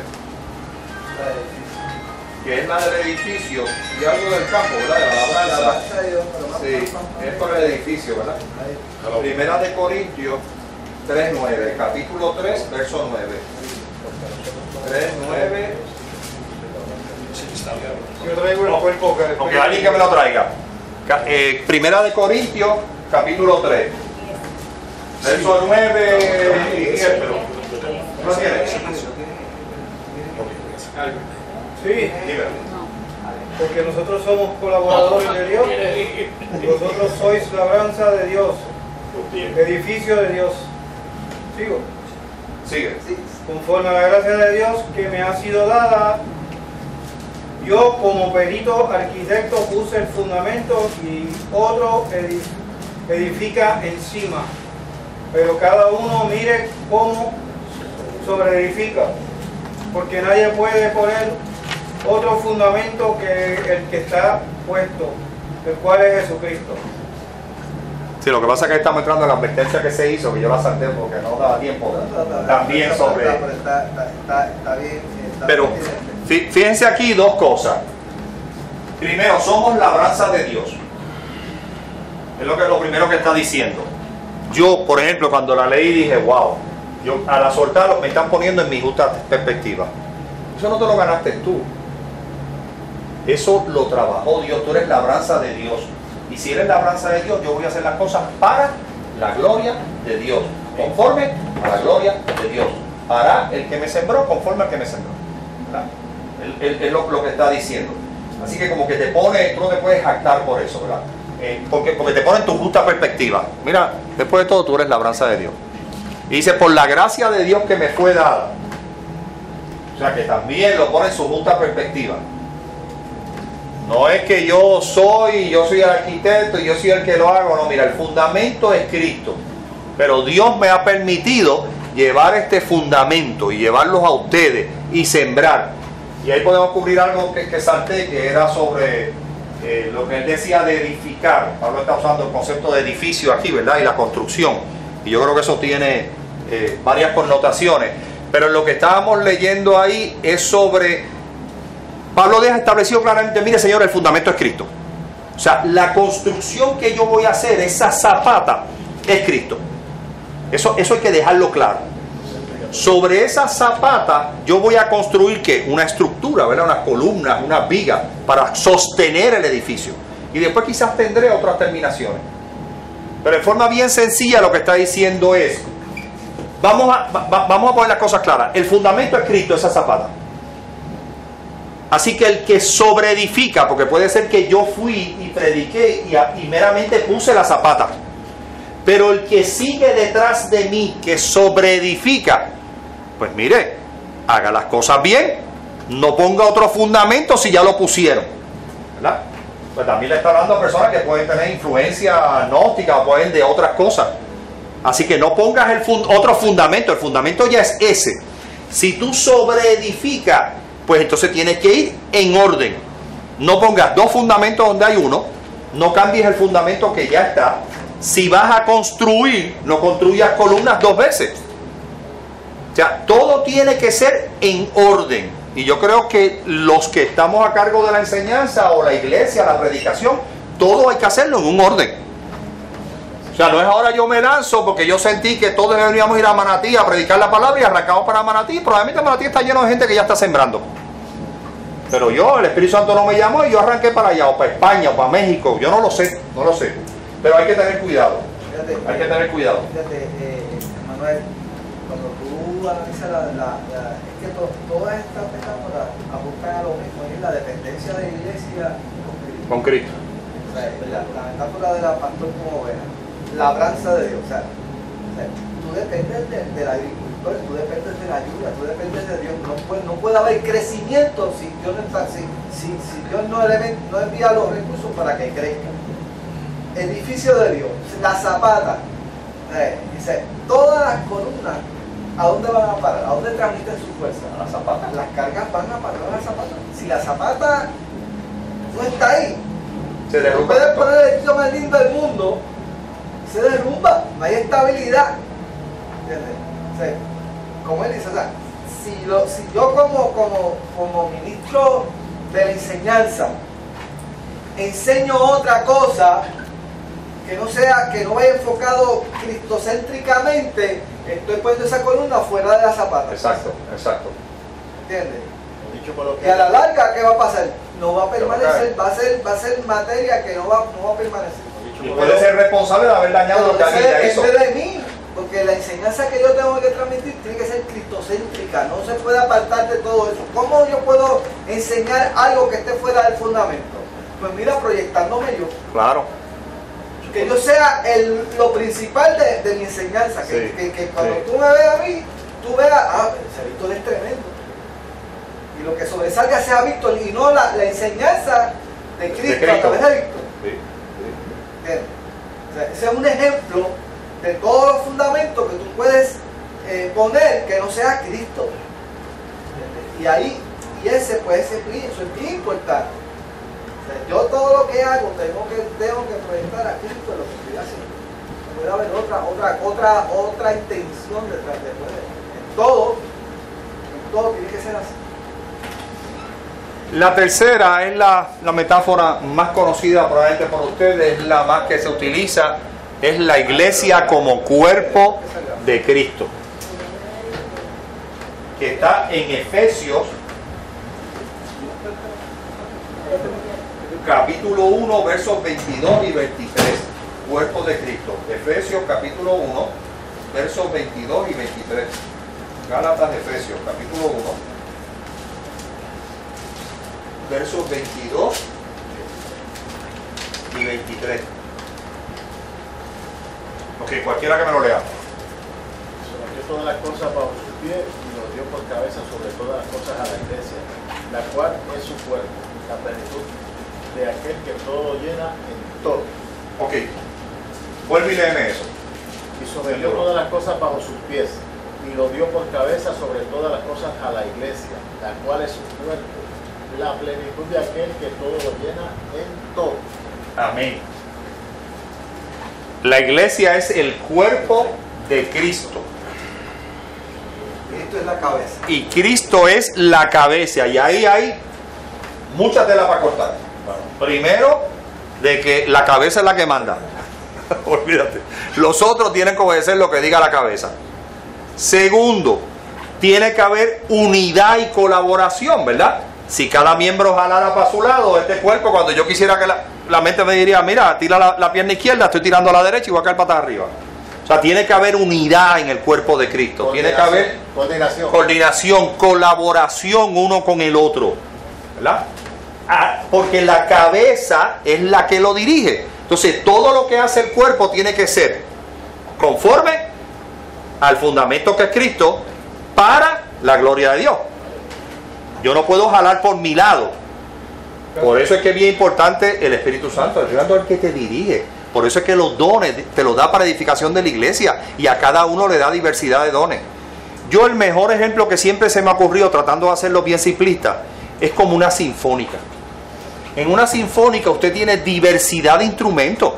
Y de viento, y de percusión, y de cuerdas, etcétera, etcétera. Pero están armoniosamente dirigidos por un director y siguen todos una misma partitura, de manera que el que no lo ve, lo que recibe es la sinfonía y la melodía más bella del mundo, deseoso de escucharla de nuevo. Así debe ser la iglesia. O sea, si el cuerpo de Cristo obrara todo en unidad y en colaboración, utilizando a Jesús como el fundamento y haciendo todas las cosas conforme a la voluntad de Dios, mira, la iglesia sería el atractivo más grande para todos. Todo el mundo quisiera estar en la iglesia, todo el mundo quisiera escuchar esa melodía de la iglesia. Y así debe funcionar. Estamos en la carne. Y que todos somos, lo sabemos. Todos somos parte del cuerpo. O sea, no hay nada que fuera del cuerpo que no haga falta. Sí. Todos somos igual de importantes. Todos somos igual de importantes. Todos, y todos tienen una función. Usted órale para que el Señor te la diga. Aquí nadie está de... Todo el mundo tiene una función, por más grande que sea. Y la mía, yo se lo digo, yo venía a una iglesia de 20 y pico de personas, pues había que hacer de todo. O sea, yo una vez era anciano, otra vez era tesorero, otra vez era presidente, otra vez era diácono, otra vez era maestro. Había que hacer de todo, era un 27. Cuando yo vine aquí, vi 1000 y pico de miembros y dije, wow, yo me siento en la fila de atrás y aquí, cacho, nadie, ¿qué va a averiguar Moisés quién soy yo? Pero las cosas se dan. Una vez hice una consulta, como Moisés me vio, llamaron a Neftalí. Cuando vine a ver, al año y medio estaba metido aquí en un montón de cosas. Y yo no las busqué. Pero el Señor te va buscando y te dice, yo te quiero en este momento aquí. Y mañana te quiero aquí. Y tú tienes que escucharlo, ¿verdad? Pero si yo me niego, la necesidad se va a llenar. Porque Dios, hasta la mula puede hablar, pone a hablar, era para que se logre las cosas. Pero, oye, el yo ser un impedimento no debería serlo. Mira, hay algo bien importante y es que aquí dice, y Él es la plenitud. Amén. De aquel que lo llena en Todo. Todo y lo llena en todo. Todo, todo. Aquí hay exclusión. A nosotros no nos falta nada. Es la plenitud. Completo. La iglesia debe ser la plena expresión de Cristo. Creo que ese es uno de los comentaristas que tú me diste. Todo, o sea, tenemos todo en nuestras manos para poder llevar a cabo la obra que Dios quiere que nosotros llevemos a cabo. O sea, el cuerpo de Cristo en la tierra, nosotros somos atacados constantemente. Sí. La iglesia es atacada y usted lo sabe. Atacados y vistos, el Señor nos compara. Oye, este cristiano, Nos mira. llaman fundamentalistas, nos llaman qué sé yo qué, anticuados, nos llaman 20 cosas. Fanático. ¿Entiendes? Pero por encima de eso tenemos lo que se llama el poder de Dios, que es lo que es la autoridad, es la llave, ¿no? O sea, la llave, el acceso a todas las bendiciones de Dios. Eso es lo que es la llave. La bendición de todo, porque eso es lo que dice Pablo. Dice, mira, ese poder que levantó a Jesucristo de entre los muertos es el que está ahí, dice, y Él está sentado sobre todo principado, toda potestad, todo poder y señorío que se nombra en este siglo, sino también en el venidero. O sea, ese poder está disponible para la iglesia. Ese cuerpo lleva a cabo la voluntad de la cabeza. Cada uno de nosotros somos parte de ese cuerpo. Quinta metáfora, la iglesia como la esposa. Esa también es bien conocida, ustedes la conocen, claro.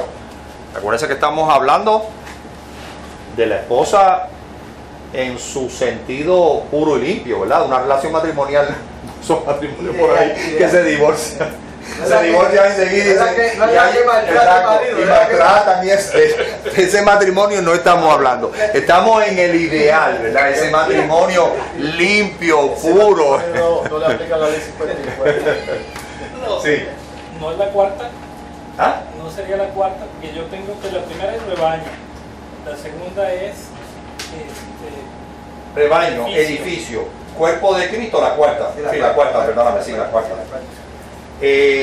La iglesia como esposa.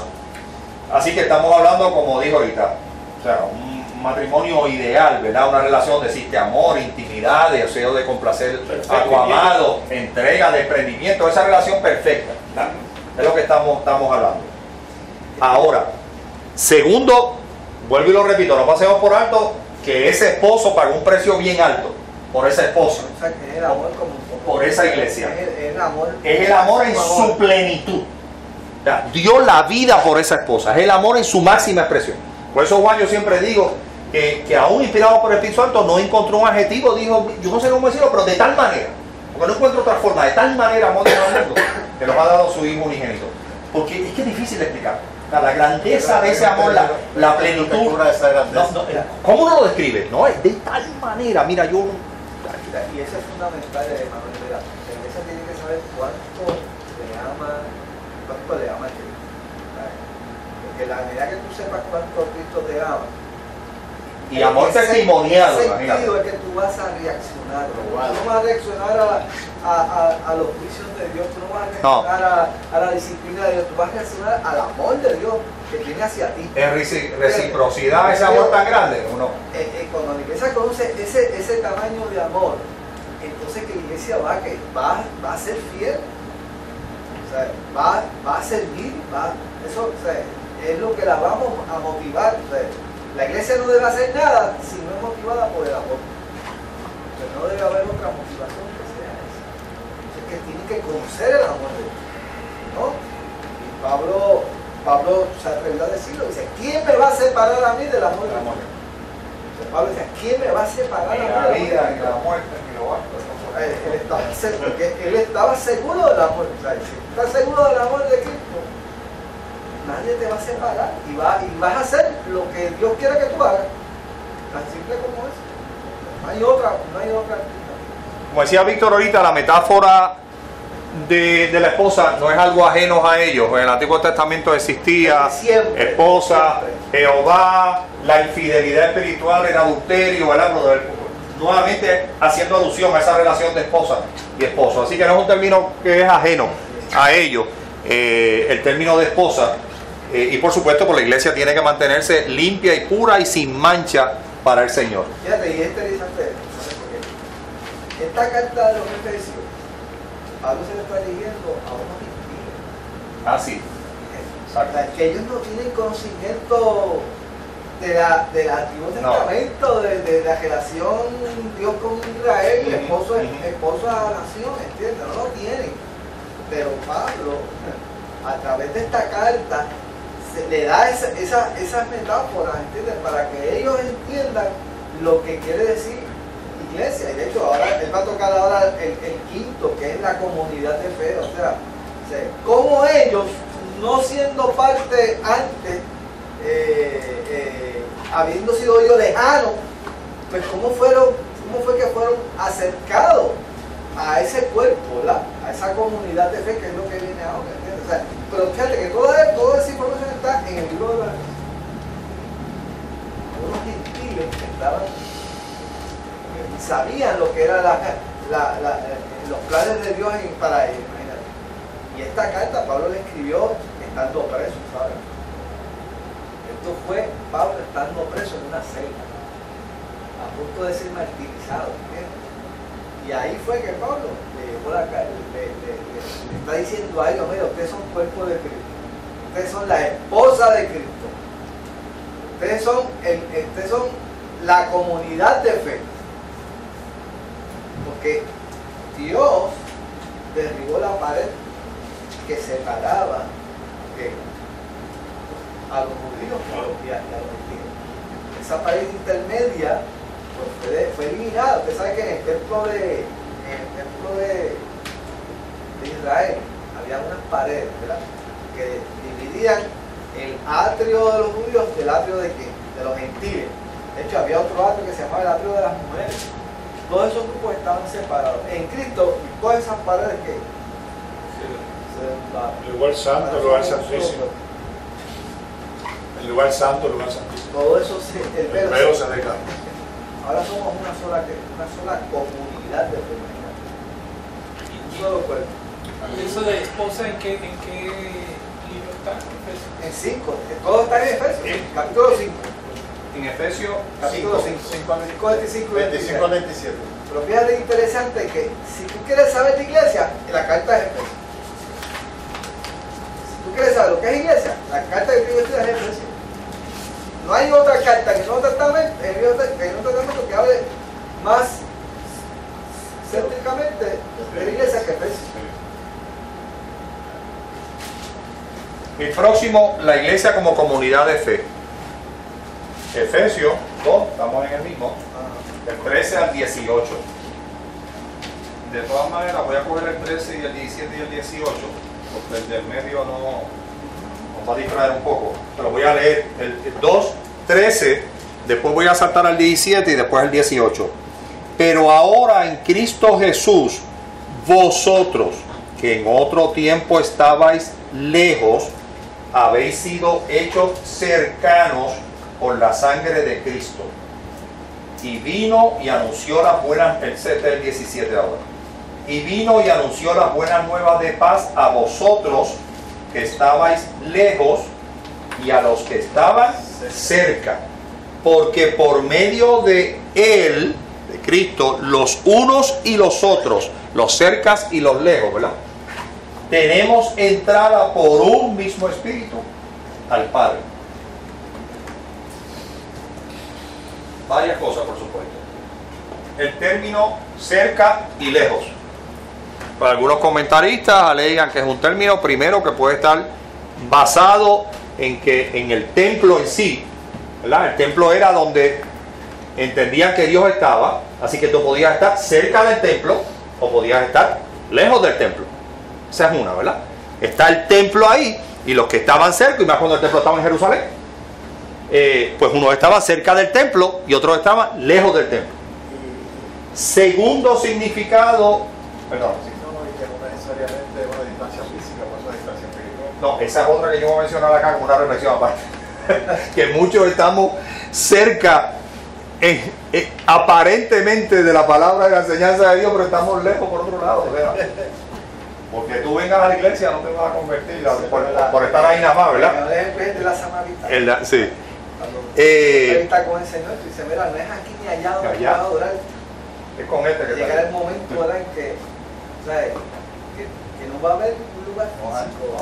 No lo hay. Él nos va a unir, tú sabes, un solo grupo para eso. Y por otro lado, cerca se refiere a los judíos, lejos se refiere a los gentiles, ¿verdad? Y la verdad es que en un mal momento estaba cerca, o sea, Jesús vino para ese, nada más.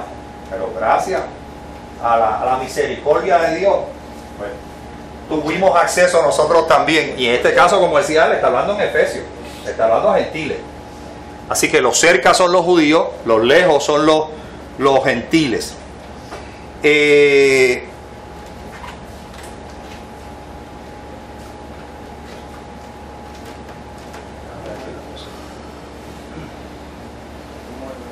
yo saqué aquí. Y a los que estaban cerca, porque por medio de él, unos y los otros tenemos entrada por un mismo espíritu al Padre. Y entonces aquí, esta era mi reflexión que yo les dije ahorita. Dice, hoy en día tú puedes estar cercano a la palabra de Dios y lejos de aceptarla. No todo el que me dice Señor, Señor entrará en el reino de los cielos, sino el que hace la voluntad de mi Padre que está en los cielos. Así que hoy en día, si podemos aplicarnos cercanía y lejanía, a la verdad que para todos está cerca, porque Dios está ahí, está tocando, pero está tan cerca o tan lejos como tú quieras. Está tan cerca o tan lejos como si tú quieres abrirle las puertas de tu corazón a Jesús o no quieres abrírselas. Pero Él está ahí cerca de ti, tocando todo momento.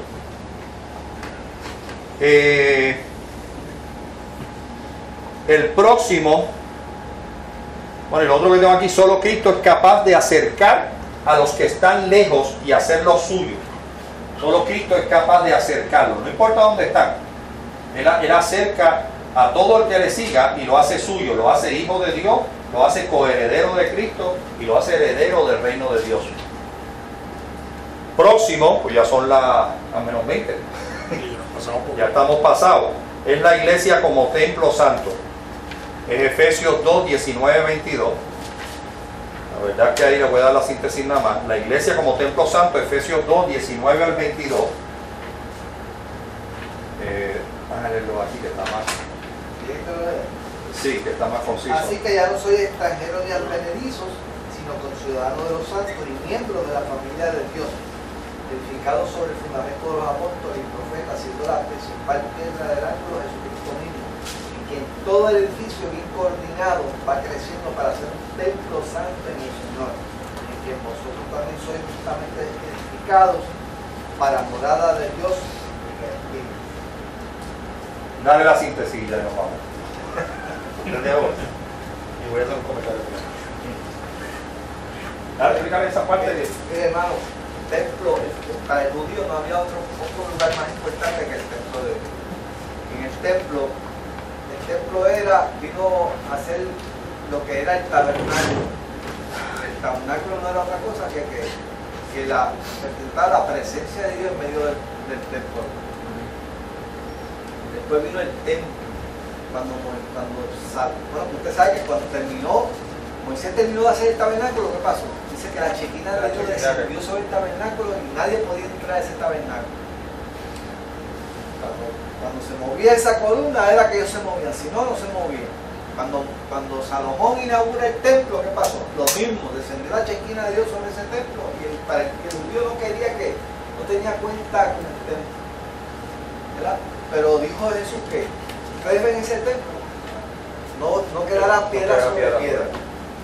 Pablo se atreve a decir, ahora ustedes son el templo de Dios. Ustedes no saben que son templo de Dios. O sea, ¿cuál es el templo de Dios? Pues nosotros, la iglesia es el templo de Dios. Y así como moraba la chequina de Dios dentro del templo de Dios, mora la chequina de Dios en medio de la iglesia. Para mí, hermano, en Apocalipsis, lo que es la Nueva Jerusalén es la iglesia. Para mí la Nueva Jerusalén es la iglesia. Dice que Él va a morar en medio de esa ciudad. Ay, que esa ciudad no necesita que no tiene necesidad de sol ni de luna ni de nada. Porque Él va a morar en medio de ella. Esa ciudad de perlas que tiene que estar en sus bases llenas de perlas. Esa es otra representación de lo que es la iglesia delante de Dios.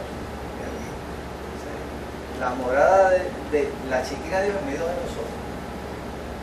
Eso es la iglesia para Él. Para que tiene tantas formas de decirnos lo mismo. Pero para que nosotros entendamos la importancia y la dependencia que tenemos nosotros de Cristo como cuerpo. Nosotros somos una institución. Digo, los hombres han querido hacer una institución y somos esta iglesia pentecostal, esta iglesia luterana, esta iglesia episcopal, esta iglesia qué sé yo qué. Usted empieza a nombrar instituciones y a veces como que perdemos de vista lo que es la iglesia en realidad. Mire, la iglesia es todo aquel que confiesa que Jesús es el Hijo de Dios. Eso es todo. Y de alguna forma el Espíritu Santo se encarga de coordinar las tareas que tenemos cada uno dentro de ese pueblo.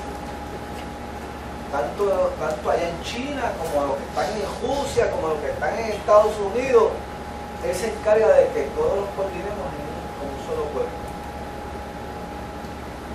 Hay un comentario que dice, el templo santo es la morada de Dios en la tierra, mediante el Espíritu Santo y a través de la iglesia. Antes Dios moraba en ese templo, pues mira, ahora mora en nosotros y está en su iglesia. Con toda su plenitud, con todo su poder, con toda su gloria. Que mora en nosotros también. Ahora, y mora en nosotros el Espíritu Santo. Por eso digo, mediante el Espíritu Santo. Individualmente y colectivamente. Y colectivamente. Dice que Él pasa por el medio de los candelabros. En Apocalipsis, ¿verdad? cada candelabro que representa cada iglesia, ¿verdad? Siete iglesias apocalipsis, pues ahí dice que pasa por el medio de él. Y si la iglesia es esta morada de Dios en la tierra, nuestra esperanza, y con esto terminamos, es que ese esposo venga a recoger a esta iglesia y la morada aquí la cambiemos por la morada en el cielo en la eternidad. Esa es la esperanza de todos cristianos. Y en eso hemos creído y eso predicamos. Pregunta, yo sé que me pasé y traté de y eliminé unas cuantas cosas porque era tarde.